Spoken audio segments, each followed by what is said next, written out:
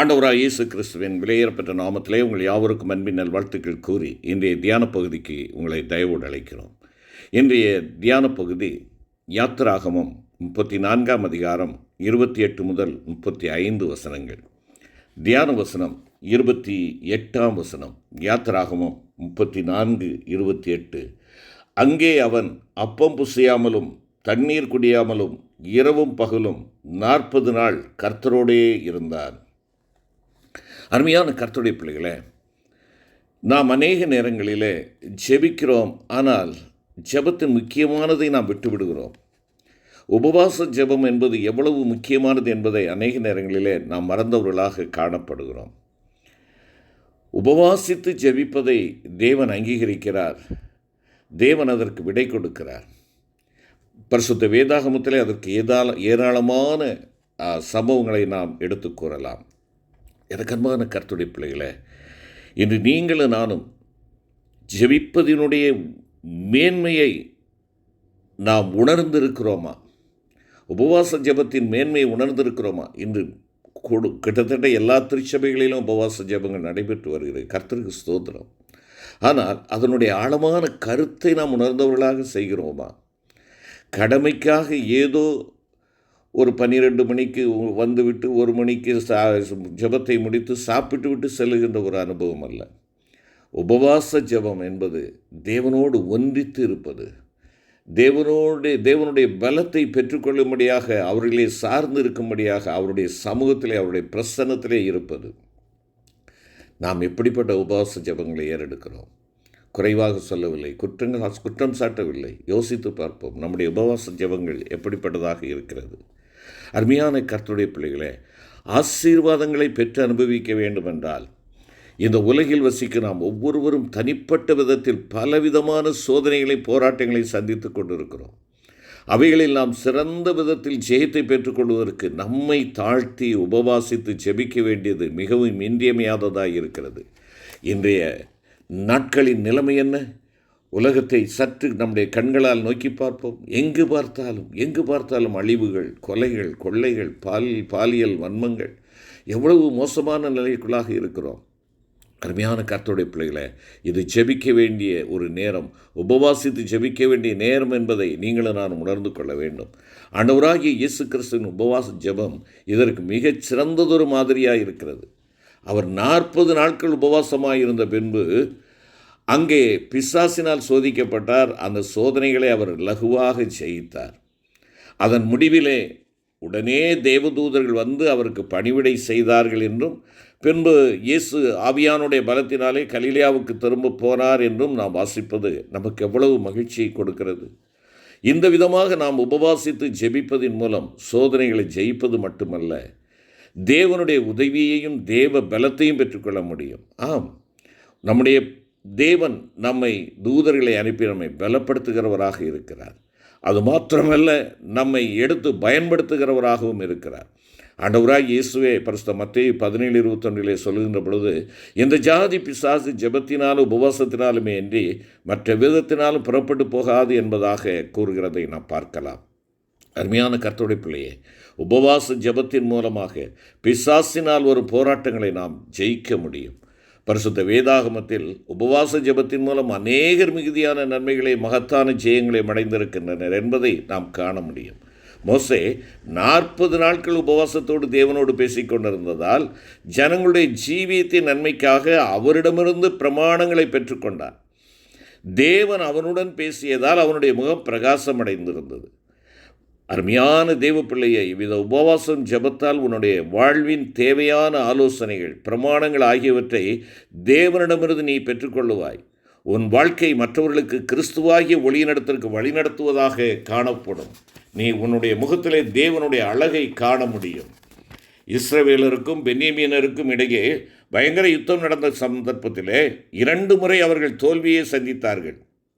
அதன் பின்பாக இஸ்ரவேல் புத்திரராகிய சகல ஜனங்களும் புறப்பட்டு தேவனுடைய வீட்டிற்கு போய் அங்கே கர்த்தருடைய சன்னிதானத்திலே தரித்திருந்து அன்று சாயங்காலம் மட்டும் உபவாசித்து அழுது கர்த்தருடைய சந்நிதியில் சர்வாங்க தகன பலியும் சமாதான பலிகளையும் இட்டு கர்த்தருடைய ஆலோசனையின்படி யுத்தம் செய்தபோது அவர்கள் பென்யமீனரை லேசாய் மிதித்து போட்டார்கள் என்று சொல்லி வேதம் சொல்கிறது.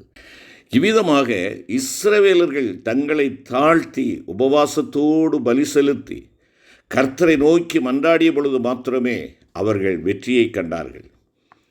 இன்னும் பரிசுத்த வேதாகமத்திலே நாம் பார்ப்போம் என்றால் 1 சாமுவேலின் புஸ்தகம் 7ஆம் அதிகாரத்திலே 6 முதல் 10 வசனங்களிலே பார்க்கின்ற பொழுது இஸ்ரவேலர்கள் மிஸ்பாவிலே கூடி வந்து கர்த்தருடைய சந்நிதியில் தண்ணீரை ஊற்றி உபவாசித்து ஜெபித்து பாவ அறிக்கை செய்த பொழுது கர்த்தர் மகா பெரிய இடிமுழக்கங்களை பெலிஸ்தியர் மேல் முழங்க பண்ணி அவர்களை கலங்கடித்து தமது ஜனங்களுக்கு பெரிய ரட்சிப்பை கட்டளையிட்டார் என்பதாக நாம் பார்க்கின்றோம்.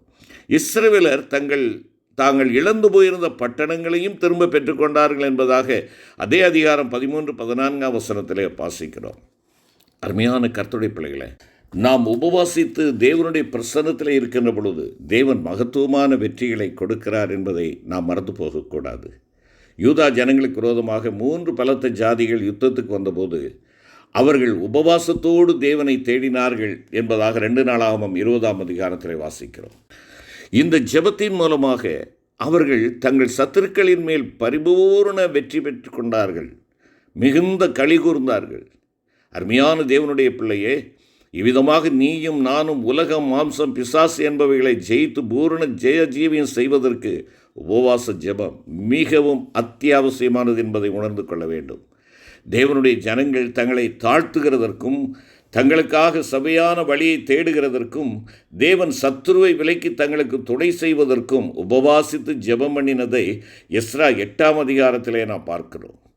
உபவாசத்தை கனம் பண்ணுகிற தேவன் அவர்கள் விருப்பத்தை நிறைவேற்றியதை கவனிக்கும் போது அது உபவாச ஜெபத்தின் மீதுள்ள நம்முடைய ஆர்வத்தை தூண்டிவிடுகிறதல்லவா? எருசலேமின் அலங்கங்கள் இடிக்கப்பட்டு அதன் வாசல்கள் அக்கினியால் சுட்டெரிக்கப்பட்டு ஜனங்கள் மகா தீங்கையும் நிந்தையும் அனுபவித்து கொண்டிருந்ததை கேட்டபோது நெகேமியா உபவாசித்து ஜெபம் பண்ணினான். அதன் பலனாக மீண்டும் எருசலேமின் அலங்கங்களும் வாசல்களும் புதுப்பிக்கப்பட்டு கட்டி எழுப்பப்பட்டன. ஜனங்கள் மகா சந்தோஷத்தோடு களி கூர்ந்தார்கள். அருமையான தேவனுடைய பிள்ளையே, உன் வாழ்க்கையிலும் சோதனைகளாகிய அக்கினியில் உன்னுடைய ஆவிக்குரிய மேன்மையான அனுபவங்களெல்லாம் சுட்டெரிக்கப்பட்ட நிலவரத்தில் காணப்படும் என்றால் நீ உபவாசித்து ஜெபம் பண்ண முன்வருவ மாட்டாயா? நீ அப்படி செய்கின்ற பொழுது உன் ஜீவியம் புதுப்பிக்கப்பட்டு உனக்கு மெய்யான சந்தோஷமும் மகிழ்ச்சியும் உண்டாகும். எஸ்தரும் மொர்தெகாயும் பல யூதரும் உபவாசித்து ஜெபமணினபடியால் அழிக்கப்படவிருந்த ஆயிரக்கணக்கான யூதர்கள் உயிர் பிழைத்து மகிழ்ந்து பூரிம் பண்டிகையை கொண்டாடினார்கள். அன்றியும் நினிவே பட்டணத்தார் தங்களை தாழ்த்தி உபவாசத்தோடு தேவனை நோக்கி கூப்பிட்ட பொழுது தங்கள் பொல்லாத வழிகளை விட்டு திரும்பிய போது அவர்கள் மேல் வரவிருந்த தேவ நியாய தீர்ப்புக்கு தேவன் அவர்களை நீங்களாக்கினார். அக்கிரமங்களினாலும் பாவங்களினாலும் மரித்தவர்களாயிருக்கும் ஆயிரக்கணக்கான ஜனங்கள் இந்த காலத்திலும் நாள்தோறும் நித்திய நரகத்தை நோக்கி சென்று கொண்டிருக்கின்ற பொழுது அவர்களை 2ஆம் மரணமாகிய அக்கினியும் கந்தகமும் எரிகிற கடலிலிருந்து நித்திய நியாய தீர்ப்பிலிருந்து விடுவிக்கும் பொருட்டு நீயும் நான் உபவாசித்து ஜெபம் பண்ண வேண்டியது எத்தனை அவசியம் என்பதை உணர்ந்திருக்கிறாயா தேவனுடைய பிள்ளையே? சங்கீதக்காரன் உபவாசத்தால் என் ஆத்மாவை உபத்திரவப்படுத்தினேன் என்பதாக 35ஆம் சங்கீதத்திலே குறிப்பிடுகிறார். இது ஆங்கிலத்திலே உபவாசத்தால் என் ஆத்மாவை நான் தாழ்த்தினேன் என்பதாக கூறப்படுகிறது. இவ்விதமாக நீயும் நானும் நம்முடைய ஆத்மாவை தாழ்த்துகின்ற பொழுது தாழ்மையுள்ளவர்களுக்கு கிருபை அளிக்கும் தேவன் உபவாசத்தின் மூலம் உன்னுடைய ஜீவியத்திற்கு தேவையான கிருபைகளை அருளுவார். மேலும் அவர்கள் வியாதியாயிருந்தபோது ரெட்டு என் உடுப்பாயிருந்தது என்றும் தாவீது அதே வசனத்தில் கூறுகிறான். ஆகவே கடுமையான வியாதியினால் கஷ்டப்படுகிறவர்களுக்காக நீ உபவாசித்து ஜெபம் பண்ணுவாய். நாம் அப்படி ஜெபிக்கின்ற பொழுது தேவன் தம்முடைய வல்லமையை வெளிப்படுத்தி கொடிய வியாதிகளினால் பீடிக்கப்பட்டவர்களையும் சுகமாக்குவாரே.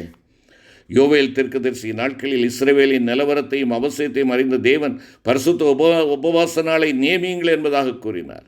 உன் வாழ்க்கையின் தேவைகளுக்காக நீ உபவாச நாட்களை நியமித்து ஜெபிப்பாய் என்றால் நிச்சய பதிலை பெற்றுக்கொள்ள முடியும். அருமையான கர்த்தருடைய பிள்ளைகளே, நம்முடைய தனிப்பட்ட வாழ்க்கையில் பாவ சோதனைகள் நம்மை மேற்கொள்ளுகின்றனவா? நீ நம்பிக்கையற்ற நிலைக்கு தள்ளப்பட்டிருக்கிறாயா?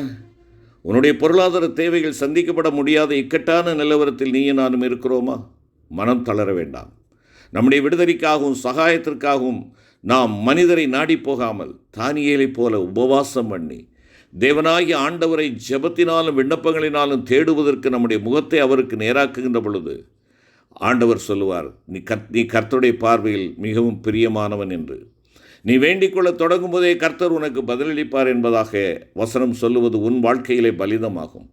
உன்னுடைய சுயமுயற்சி, சுயமான திட்டங்கள், தன்னம்பிக்கை போன்றவற்றை முற்றிலும் நம்மை விட்டு அகற்றிவிட்டு, நம்முடைய சொந்த ஞானத்தினாலும் பலத்தினாலும் நம்மால் ஒன்றுமே செய்ய முடியாது என்பதை உணர்ந்தவர்களாய் நம்மை நாம் தாழ்த்துகின்ற பொழுது தேவன் நமக்காக அதிசயமான வழிகளை திறப்பார். தேவனாலே கூடாத காரியம் ஒன்றுமில்லை. நம்முடைய ஜெப ஜீவியத்தை நாம் இழந்து விட்டால் நம்முடைய அனுதின வாழ்க்கையில் நாம் எல்லாவற்றையுமே இழந்து விடுவோம் என்பதை மறந்து போகாதே. எந்த சூழ்நிலையிலும் நீ மனம் தளராது, மனம் பதறாது, உபவாசத்தினாலும் ஜெபத்தினாலும் நம்முடைய தேவைகளை தேவனுக்கு தெரியப்படுத்தி விசுவாசத்தோடு அவரை துதித்து கொண்டிருப்போம் என்றால் தேவன் நிச்சயமாக வெட்கப்படாத ஆசீர்வாதத்தை நம் ஒவ்வொருவருக்கும் கட்டளையிடுவார். செபிப்போம்.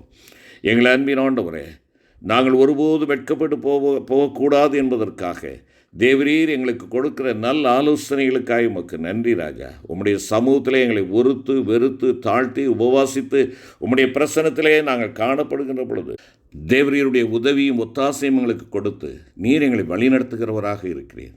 எந்த சூழ்நிலையிலேயும் நாங்கள் உபவாச ஜெபத்தை விட்டுவிடாது உம்முடைய பாதத்திலே தரித்திருக்க எனக்கும் எங்களுக்கும் கிருபை தாரும். வெட்கப்பட்டு போகாத ஆசீர்வாதங்களை பெற்றுக்கொள்ள நாங்கள் எங்களை உம்மோடு இணைத்துக் கொள்கிறோம். மீட்பு இயேசுவின் மூலம் வேண்டிக் கொள்கிறோம் நல்ல பிதாவே. ஆமென்.